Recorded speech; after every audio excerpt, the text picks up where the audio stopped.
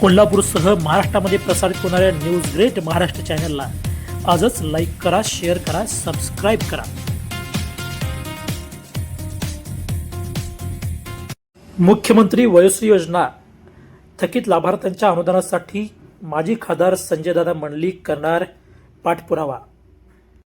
मुख्यमंत्री वयोश्री योजना अंतर्गत कोल्हापूर जिल्ह्यातून मागील वर्षी अंदाजे 95,000च्या वरती लाभार्थ्यांनी 65 वर्षावरील त्यांच्या आरोग्याच्या उपकरणासाठी प्रत्येकी 3,000 रुपये अनुदानासाठी पात्र लाभार्थ्यांनी फॉर्म भरले होते।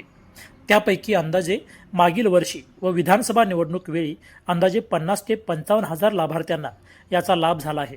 यासाठी माजी खासदार संजयदादा मंडलिक, तत्कालीन मुख्यमंत्री माननीय एकनाथराव शिंदे, सामाजिक न्यायमंत्री संजय शिरसाट यांच्याकडे पाठपुरावा केला होता।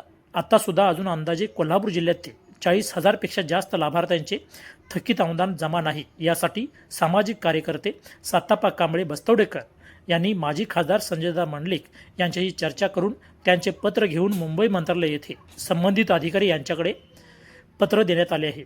यावेळी या पत्राचा विचार होऊन येत्या 2-3 महिन्यात या योजनेतील थकीत लाभार्थ्यांचे अनुदान टप्प्याटप्प्याने सुरू करण्याची ग्वाही देण्यात आली आहे।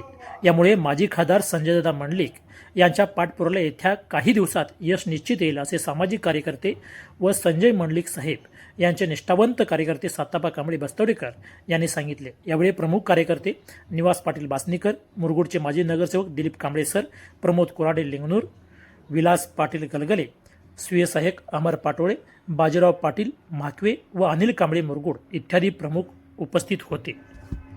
न्यूज ग्रेट महाराष्ट्र चॅनल आजच लाईक करा, शेअर करा, सबस्क्राईब करा।